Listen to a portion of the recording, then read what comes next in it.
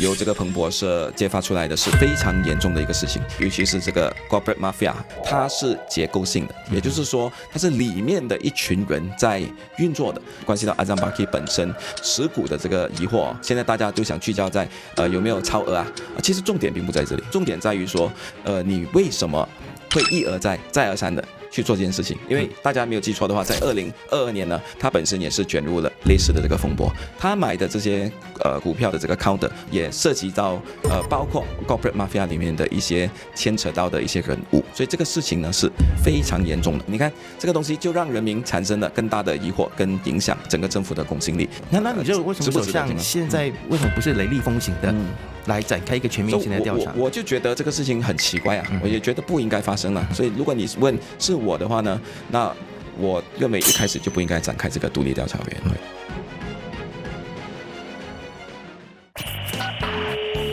你好，欢迎收看BFM财经所制作的由BFM财经所制作的。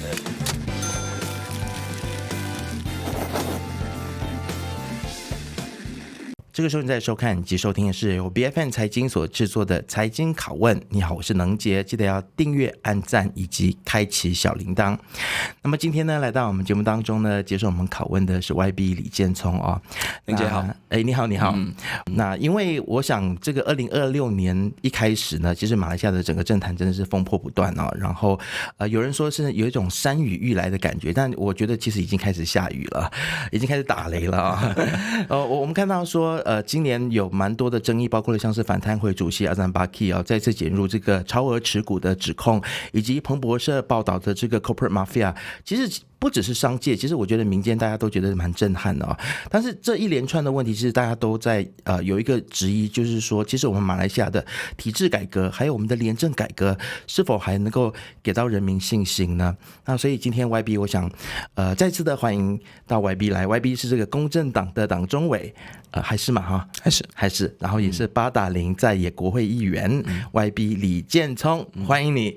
谢谢。好，那首先就来问你这个彭博社的报道。那我相信其实这个问题可能最近也很多人问了，但是其实我想很多的选民都想要知道说，为什么现在还不成立皇家调查委员会，而只是特别调查小组毕竟现在很多的民众都在质疑说，这个调查小组是不是真的是能够去调查出一个什么水落石出？然后，身为一个执政党的议员，你认为目前的调查小组是不是已经足够具备这个独立性来挽回公众的信心？绝对不足够啊！绝对不足够的原因是在于，我们认为反贪委员会呢是其中一个国家最重要的机构，也是因为我们大家都有一个反贪肃贪的一个坚强的一个决心和一个信念，那么也承载着这样子的一个改革的这个期待才让现有的这个政府能够成为政府所以因为这样呢，对于反贪委员会的任何风吹草动呢，理应要采取一个坚决、快速、快刀斩乱麻，而且是零容忍的一个政策去处理的。就我而言呢，以现有的这个调查委员会来说呢，它比较像是一个非常片面，而且还是缺乏公信力的一个选项。就我而言呢，其实根本不应该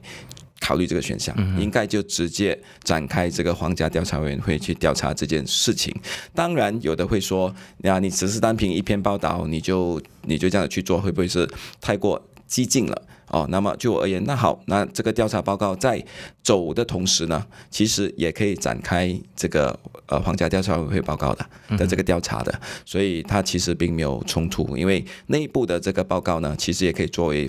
皇家调查委员会的其中一个重要的参考资料，但是就只是调查委员会的话，会让人觉得，哎呀，这个委员会的成员也都是公务员，那么里面的这些最后要汇报的，也都还是内阁和首相，所以会让人觉得，这个整体而言呢，缺乏这种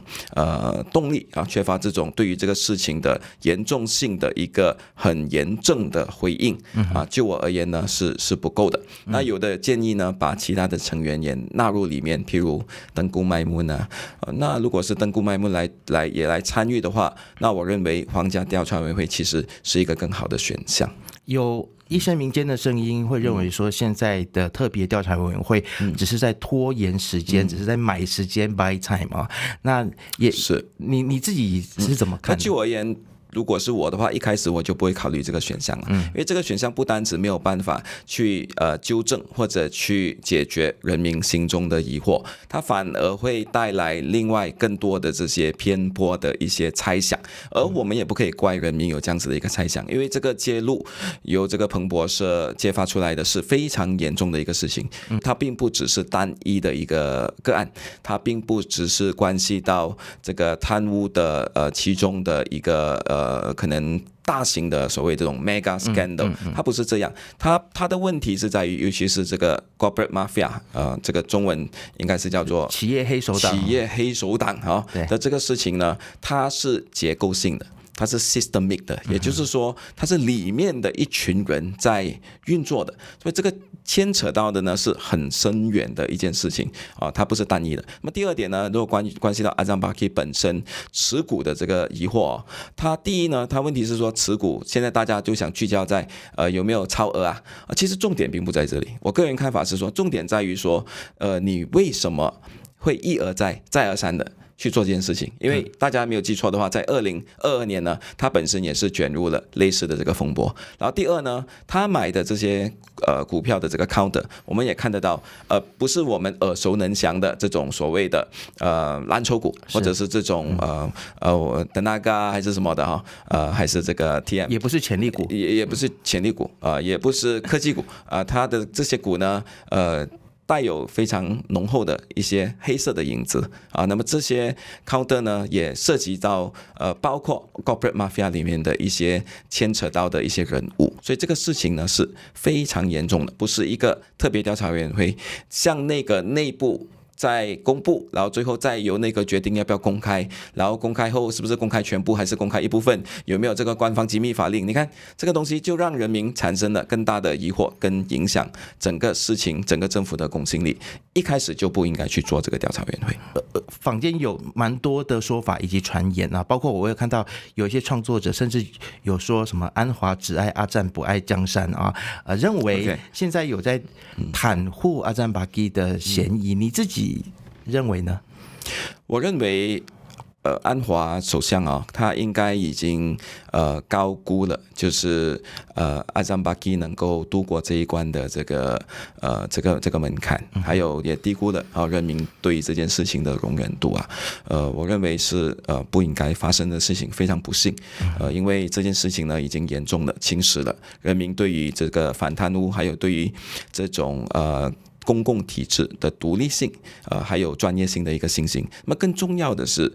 昌明政府是信誓旦旦的要谈改革的，要谈反贪的，它不是之前的政府。那人民对于你这个政府呢是有期待的，也对于这个政府呢是希望有作为的。也就因为这样呢，我认为呢，太不值得了。就因为阿赞巴基的这个事情那你认为为什么首相现在为什么不是雷厉风行的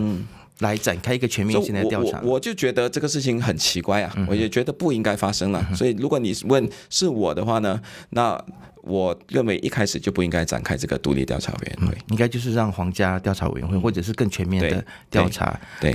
因为现在已经是造成了社会上面很多的质疑的声音的时候，所以不管它是不是彭博社的报道，其实一个全面性的调查是应该要有的，应该有，要来稳定民心。但是其实我们看到说，首相的自家里面、自家门里面、自己的政党里面，现在也有蛮多的风波那我们看到说，像拉菲兹近期他就确认说已经收到了公正党的要求的解释信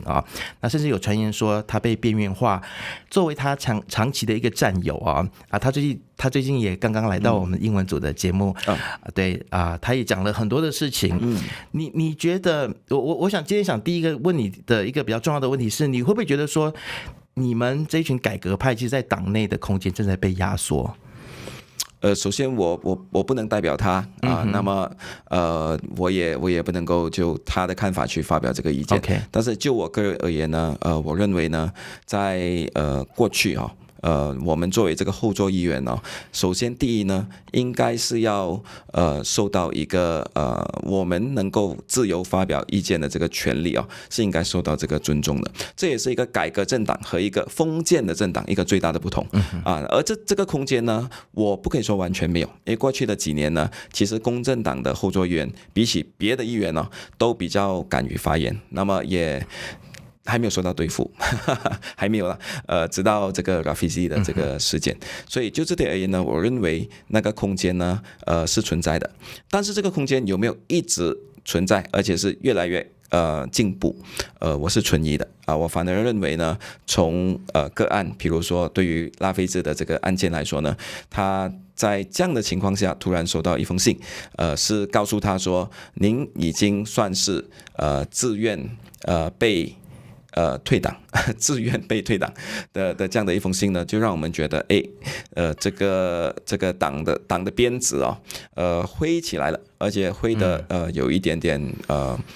不像样。OK， 你会觉得说，公正党现在是不是已经演变成一个很像一言堂，或者是一个阵营独大？你觉得现在还有允许不同阵营发声，或者是互相制衡的机制还存在在公正党里面 ？OK， 这个回到一个更大的东西啦，就是公正党呢，在2022年之前呢，是一个百花齐放的政党，那也容许不同的意义的存在，那也多次的产生激烈的这种从理念上的路线上的交锋，都非常公开。那么是到了公正党当了政府之后啊，那在我看呢，因为忙于和其他的这个政党要去打交道，要去周旋，那就对首相安华来说，他对于公正党的看法是，你就是不是来添乱的，你不应该是来添麻烦的，你就应该站在我的背后就好了。但是这恰恰不是我们的精神，也不是我们想要去改革看到的一个面貌，因为毕竟呢，我们要做的事情很多了。我们的这个改革的力量呢，就是希望能够通过不断的去提出建设性批评，不断的提出建议，而这个建议呢，是有这个管道能够获得一个团队的接纳。去落实的，也只是听了没有用啊！我可以开个会听大家讲完过后，事情还是一样，还是公务员在主导的话，那我觉得那个意义是不大的。Okay. 而我们也看到这次的党选之后呢，很多的这些上位的这种所谓的部长呢，过去并没有太多的这个艰辛改革的这个体验。我举一个例子好了，礼堂不能喝酒。之前有一个这样的风波，后来解决了。其实在过去有一起改革的各族的这些朋友如果你经历的够久的话，应该会知道过去的公正党呢，曾经在这个霹雳州的天后宫办过年度大会的，而当时的穆斯林领袖，当时的各族的领袖呢，都是很自然的出席这方面的活动的，所以这些思维呢，并不是公正党改革的这种思维，这种思维呢是公务员思维，所以我们在过去的3年面对的一个问题就是，党呢被放到一个边缘的位置，也为了要周旋，为了要去解决别的安华认为优先的问题。那第二个问题呢，是在于这个改革的精神呢流失得很快，公务员化。所以今天或许一个公务员讲一句话，比起一个后座议员讲10句话来得更有用，非常可悲。因为我们是代表人民的，但是人民的声音没有办法现在很有效的能够传达到一个落实的机制上。包括了在农历新年之前，其实有几个华社相关的议题也让华社感觉到不安，包括像这个雪州的养猪场被关闭的这些议题，这个可能等一下我们更进一步来聊哦。但是其实我更想要了解的就是像拉菲兹他来到我们英文台的节目的时候，其实我们的主持人也很顽皮的一直在问他未来的一些走向啊，他当然有给出一个大方向，他有表示说，其实有几个不同的选项，当然离开公正党似乎也是目前他在思考的一个选项。如果他离开公正党的话，你会追随他一起离开吗？这个节目可能是会给我一个很大的难题，没有啦。就我看呢，如果他选择离开的话，我是会祝福他的。毕竟在我们过去。不只是Rafizi，还有很多的战友都都非常强调对于自己的改革的这个精神呢是很坚持的。那么如果他认为这个平台已经不能够让他有所发挥，绑手绑脚，甚至这个嘴巴也几乎被封掉了，党籍也差不多要失去了，这样的一个情况呢，我是祝福他的，那个也是他的，你是祝福他，但是不一定会跟他走。我个人而言呢，现在我跟他在努力的推动着一些社会企业的事情。最近才推展了这个维修这个笔记本电脑，那么去做更多这种造福人民的这个工作。那这是我跟他的一个共同的平台。但是对于我会不会在接下来呢，会不会离开公正党呢？这点我还没有做最后的决定。你觉得公正党目前为止还是有一些可以值得努力的地方？到今时今日，我们现在录音3月11号，我们在经历了，我们都在经历了。那我们现在本身也是一个后座议员，那么我们当然也还是党员，所以我们是在尽力的扮演这一个人民和这个政府的一个重要的桥梁，而中间呢有一个重要的纽带是叫做党这个党是一个载体它是一个工具。那么我们怎么样可以让这个声音呢能够传达，最后有效的影响政策，有效的让当权者感受到压力，那么再去推行这个改变呢？有的时候其实没有压力也就应该改了吧，对吧？因为是改革派嘛。但是现在需要动用到社会舆论啊，那么压力啊，那么还需要很多的这种 lobbying 啊。照我而言，已经是一个不健康的事情了。OK， 已经不是一个不健康的事情，已经不健康的事情了。OK， 所以它的空间像我之前讲的是比较狭窄了。那么我们或许也会被看成是一个顽皮的。共产党内顽皮的，然后不听话的，外界给你们的标签是改革派啦，对坚持改革派，对，谢谢你之前有党内觉得你们顽皮，之前有另外一个说法是叫 samurai 是好像自杀式的吧，也有这样的一个称号。而且在你们这群人里面呢，其实我常常看到，比如说阿赞巴基这个议题，你们出来开记者会的时候，包括你啦、Rafizi 啦，还有 Wong Chen 你们可能都是在一起，对于很多议题，你们是共同有比较接近的想法的嘛，所以但是在你们的在这一群人里面，大概只有你中文比较能够用中文来表达，所以可以上财经，对，是，所以我们也只好一直找你因为最近事情真的是也是比较多。但是我想，刚刚我们有谈到关于这个华社担忧的一些课题那包括的是养猪场的这个课题。现在虽然我们看到这个行动党的陆兆福他就说放心啦，雪州一定有猪肉可以吃的，但是其实人民要的不只是吃猪肉而已，包括这些养猪场的这些业者，其实他的最后他的损失要怎么赔偿等等，还有这个农业永续的这个部分，你自己的看法是不是？你觉得这个事情到底处理的好不好？整个事情我觉得在事情爆发之后呢，其实就已经太迟了，因为种种的因素我们也知道，因为这个当权者的一个决定，那么因为皇室，因为种种的事情，它让它变得非常棘手。我认为呢，事情的症结还有这个所谓的应该要去追究的呢，是州政府。为什么没有及早处理这个问题？我可以也非常大胆的就也问在座的观众嘛，有谁喜欢一个很臭的养猪场就建在你家隔壁？其实当然是没有。但是第二个问题我也来了，如果这是一个现代化的一个养猪场，那么是经过最高科技的处理的话，然后也不会在你的住家的隔壁而是一个比较安全的地方，一个比较远离人员的地方，那么你不能够接受？当然大家其实大部分都可以接受。是，但当然我有看到有记者去采访，有些养猪场他们已经做现代化了，虽然不是做得很完整，但是那个味道已经非常淡了。那为什么连这样的养猪场也要被关掉？但是州政府还是给 TOL 啊。对，就是州政府没有在及早呢去把这个集中的养猪场做一个规划，然后把这些猪农呢比较分散式的现在情况呢集中在同样的一个地方，因为只有集中力量呢才可以进行一个大幅度的现代化嘛。当然这些猪农我相信为了要求存呢，他们也尽力也在做最好的一个防范的工作，但是会不会说距离我们要达到的一个标准还是有一个相当大的一个 gap？那么这个时候谁要介入呢？其实就是政府了。而最重要的一个单位呢，并不是我们讲的联邦还是什么，而是土地嘛，要放在哪里嘛，要怎样 zoning 嘛，要怎样规划嘛。所以这个州政府呢，我觉得在过去可以介入的时候没有介入，可以优先去initiate 的时候没有去做，导致现在这样的一个局面，所以是一个失责的一个表现。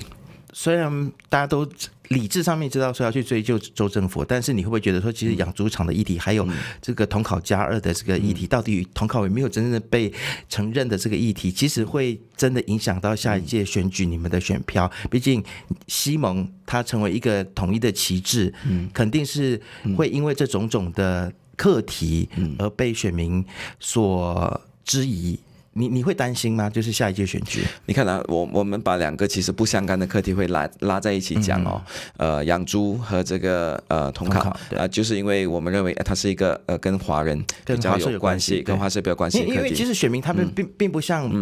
政治人物他们这么理智，是，大家在思考的时候，你也知道选举常常都是感性的。对，那当我们把两个课题拉在一起的时候，它的意思也就是说呢，我们在看的呢是一个情绪的一种面貌。对。我们在看的呢，并不只是说猪肉里面的蛋白质有多少或者这个统考到底它背后是到底怎么样的一种承认2个 A 3个 A 2颗还是3颗，大家在看的其实是政府有没有公平有没有聆听，然后有没有非常很所谓的这种谦逊的一种姿态呢去处理这个课题如果你说承认统考，但是你的整个姿态还有整个过程呢是并没有那种承认的这种意思的话，我认为就好像我打了你一巴掌，我再跟你说 sorry，那个 sorry 是没有意思的所以整体来说还是有没有公平的去处理这个课题，然后在整个改革的这个政府里面呢，其实相当大的力量是来自于马来西亚的华人华裔，然后包括少数民族其他的少数民族。那我认为这个力量呢是必须要获得一个承认、一个肯定，还有一个鼓励的这个力量一路走来并不容易。那么这个力量当然需要多数的这个支持，需要这个马来同胞的这个支持。但是这些马来同胞呢，在支持跟理解的时候呢，应该要勇敢的继续为这个群体呢继续的发声，去影响更多的马来同胞，而不是把那个枪头就倒转回来告诉说，哎，你不要这样，你不要这样子要求这个东西，时间还没有到，你再等等。当初不是这样讲所以让大家有产生这个落差。我认为呢，有些事情如果这个时候你真的觉得还是做不到的话，那么大家会说，我已经选出了这个政府了，我已经选出了首相了，我已经选出了整个内阁的这个成员了。如果这样子还做不到的话，那么我们选来干嘛？你自己会不会很着急？因为你是一个非常落力在为人民做事情的一个国会议员，然后如果因为这种种的议题的话，而连带害你选不上的话，你会有这层的担心吗？我个人的东西是小事了，我反而觉得难得有这样的一个机会窗口，经过了几十年，不要忘记是大概60多年了我们才有这样的一个机会去落实改革。但是这个窗口慢慢在收窄了，人民也失去耐心了，而这个呢，我相信才是我们这一辈人觉得最遗憾的事情个人的这个得失是小事了好，今天我们来聊一些你关心的一些议题，而且你一直在努力做的议题谢谢。那包括了这个教育的议题。那你发起的这个 Reform UPU， 其实我们在上次你来的时候我们有谈到，但是其实现在我看到你也发很多的影片，一直在讲这件事情帮华裔的这些优秀的学子来争取你觉得在经过我们从上次到现在，你觉得这个过程当中有没有整件事情有没有变好，还是说令大家觉得很像还是有很多的人为干预在里面？我在推动这个事情的时候，我面对的阻力，第一呢是来自公务员，那么第二呢，当然我得争取这个正副部长，包括政党内的这些人的这个支持。之前我认为呢，事情是会变好的。因为我在讲的都是不是要去欺负任何人，而是一个公平入学的一个非常基本的一个要求。可是事情比我想象中的来得困难，不管是这个一些所谓的公务员的只是在讲口水的口水，然后没有太多实际的动作。那当然更重要的还是在于说，现在的这个部长和政府呢，有没有这样的意愿去落实这个改革？在我看呢，还得很多人要再去努力，让这个课题呢继续的成为一个优先事项。那就这点而言呢，它本身是悲哀的啦。因为如果知道华人的优先关注事项的话，肯定教育是排在首两位的。但是这个事情一直没有获得很足够的重视，我觉得是一个失败。第二点呢，就在公平入学的过程中，我也甚至有时觉得有点失望，因为在本身的西蒙的这个政党内呢，去推动这个事情的呢，我也收到2个声音。哪2个声音呢？第一个声音是告诉我，这个事情要慢慢来。不要太快，太快的话，等一下他做不了。但是要慢是多慢，他没有跟我讲。那么第二点呢是，他们认为这个事情是做不了的这个就更让人悲哀，因为过去就算是在竞选宣言内没有提，我相信这个改革的精神呢，我们是往更加公正公平的方式去跑，更加以这个需求，还有以这个阶级。为导向的这个政策，我们应该要多做的。但是这个精神，在今天，包括在党内也越来越少人去提了。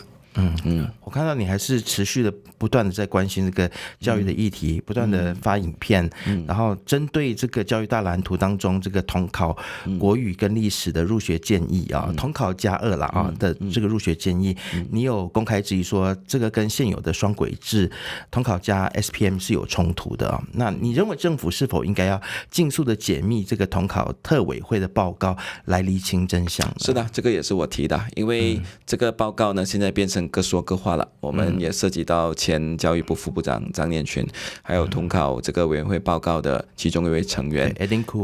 Khoo 的这个争论。那么到底谁是谁非？老实说，民众比较在意的是报告的内容，还有这个建议。那么这个统考加2。到底是不是一个很好的选项？我认为它不完美，但是它是一个开始，让我们可以去讨论更多的事情很多时候我们没有跨过那一步呢，我们就认为哇，一跨过去就会被蛇咬啦，就会有鬼啊，就是这个譬如讲马来人的权益就会荡然无存啦，大家不再重视马来文作为国语的地位之类的。你试过跨过去，没有事啊。对不对？然后这个事情呢，就会慢慢的去改变，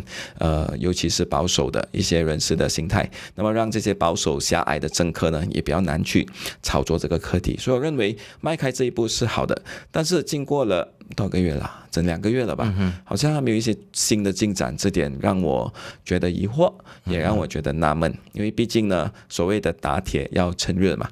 你不可能说钉了2钉，然后过后消失了整个事情。那我觉得当初在积极在推的尤其是行动党的一些部长当时是喊得最大声。那么这个时候呢，应该也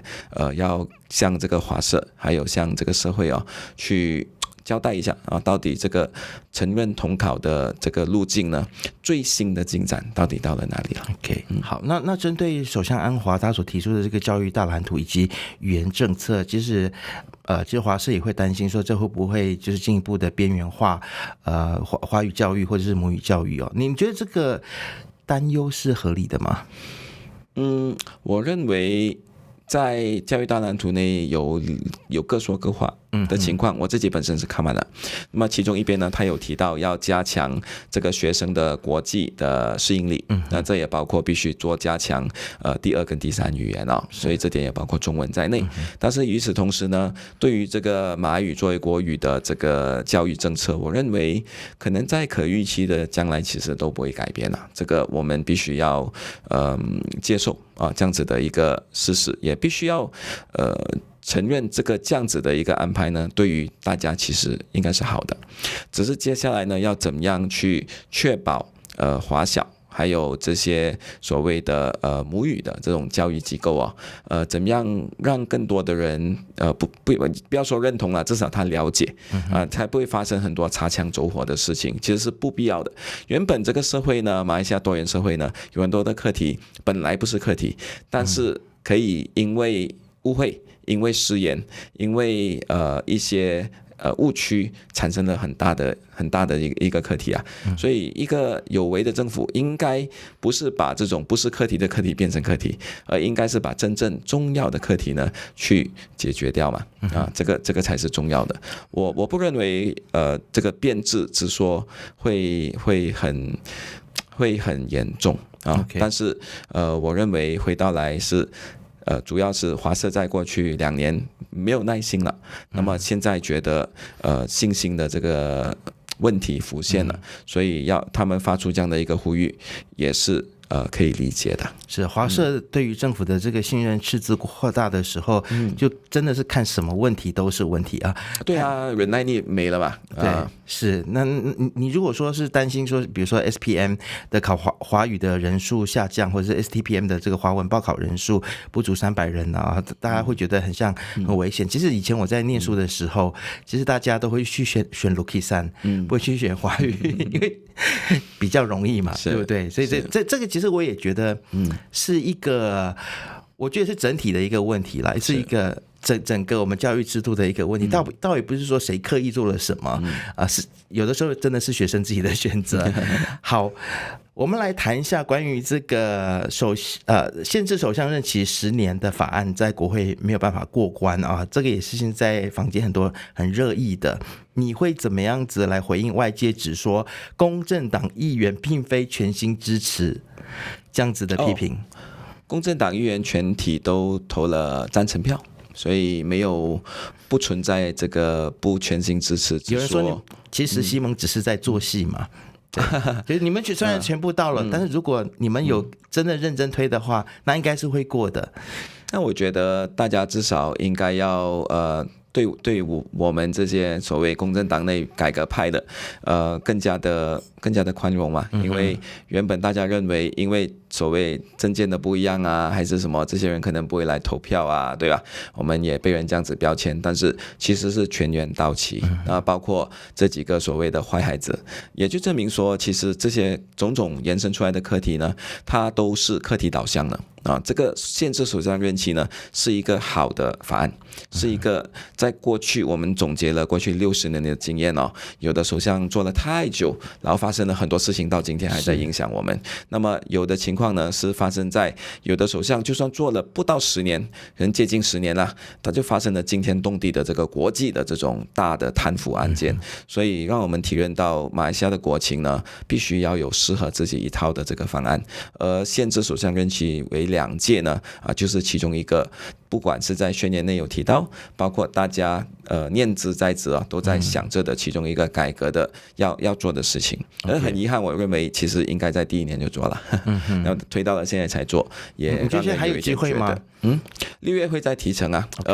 大家放心，尤其是8打0的朋友，我的票肯定是在。OK， 好的。那其他的改革包括了你多次在国会当中强调说，检控必须要纳入国会监督，分家还不够，而且还要有国会来监督。包括了其实现在有声音说，反贪会也应该要直接向国会来负责，不只是向首相一个人来负责所以你目前你所了解到的进展如何呢？这个检调权必须要向国会来让国会来监督这件事情。我赞成啊，我也经过了相当多的研究，那么也和很多的法律界，包括国际的一些这种体制倡议体制改革的朋友有在交流，他们认为其实在马来西亚现有的问题呢，像所谓的阿赞巴基的事情不受控它变成了一个 free agent。没有受到人民的这个直接的监督，这是一个大问题来的。因为我们的公务员呢是独立性相当高的这也是英国人留给我们的一个体制，有好有坏好的是公务员能够长期的保持中立啦，不会被高度政治化了。但问题是说，当他自己本身形成了自己的利益集团，或者当他本身为了本身的利益呢而去顺服于某些政治的这些决策者的上层的时候呢，他就会产生一个很大的问题。那要怎么样去做一个这方面的一个平衡呢？就我看有2个职位，刚刚你提了，一个就是我们叫做总检察长嘛，另外一个是叫律政司。这2个职位呢再包括第3个职位是反贪委员会的主席，应该经过国会的一个 confirmation 啊，它国会的这个权力并不会太大，但是国会的委员会涵盖朝野，第一点这个就比较好了，因为很多的在野党都会说，哇，你会不会到时选择性提控啊？那你放了他在里面的话，会比较有这个公信力。那么至少呢，他当时已经确认了，如果他真的不喜欢这个人，他可以抗议，他可以反对，他可以辞职。虽然最后还是过关，但是会施加比较大的这个社会压力嘛。那第二点呢，也就是这个 hearing 呢，也能够让这些相对过去呢看起来只受首相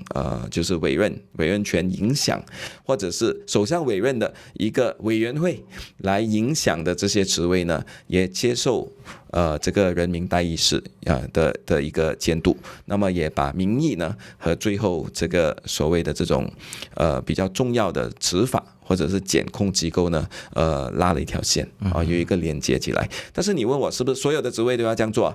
当然不是。我觉得国会议员有更重要的事情做不可能每一个国家的大使都要经过国会的这个确认。那有的国家是这样据我所知，但是比较多是实行可能国会大于这个行政的这种体制。那就马来西亚现有体制，我觉得重要的这些职位的委员经过国会，我觉得能够加强整个体制的韧性，还有能够让这些过去相对独立的这种职位呢能够受到某个程度的监督。你自己当了这么久的国会议员，你会不会有感觉到说我们的执法单位有被当作武器来对付政敌？你自己是否曾经也担心过自己会被对付呢？我觉得有过去因为还是同样的人在公务员内嘛我们换的只是一群政治的主子就是在上层部长首相副首相但是下面在做事情的人还是一样的那这群人呢，过去呢一党独大的年代他们是肯定听命于这个政治主任但是今天呢也不一定反过来呢，可能这个政治主任呢，他需要某个程度的妥协来和以下的这一群人共事。那这群人带着的文化有改变吗？我觉得或许有，但是也不会太大，因为还是同一群人至少上面我们人民成功把上面那一群换掉了，下面的人还是同一群人所以我觉得他们过去也曾经常常被当成是武器或者是工具。那现在如果有人要用他们的话那个可能性是很高的。我也觉得这个真正的独立和专业呢还有一段路要走。OK， 你自己觉得选举是不是真的快要到了？现在大家都在猜，是不是今年年底呢？还是什么时候？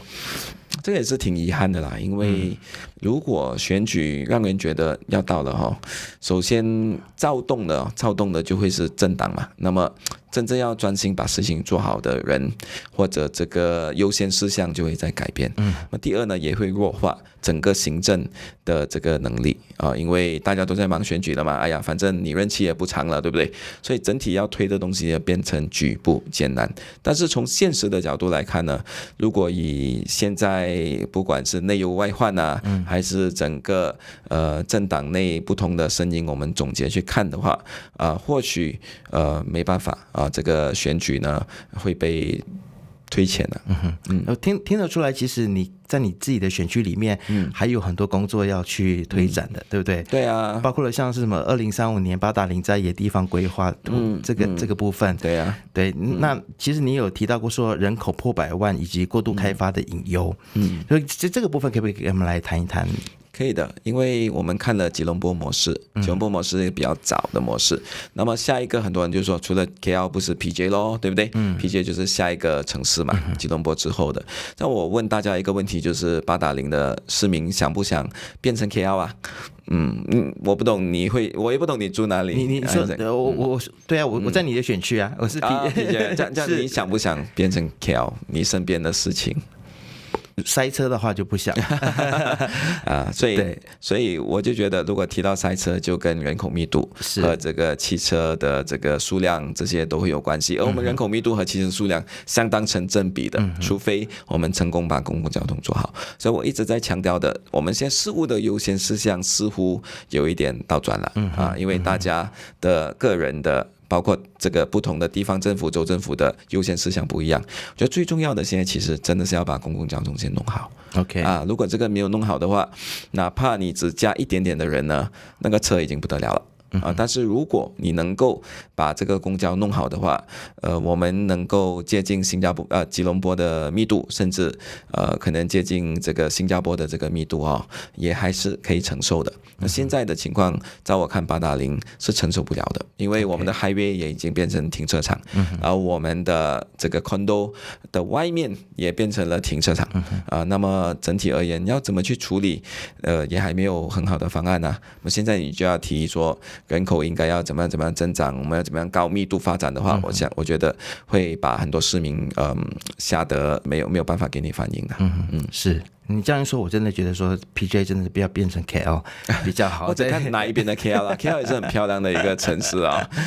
如果有 KL 很多这些可能比较国际化的事情在 PJ 能够发生也挺好的，所以我都有一直在支持一些国际化的青年的交流是当然有种种的活动。是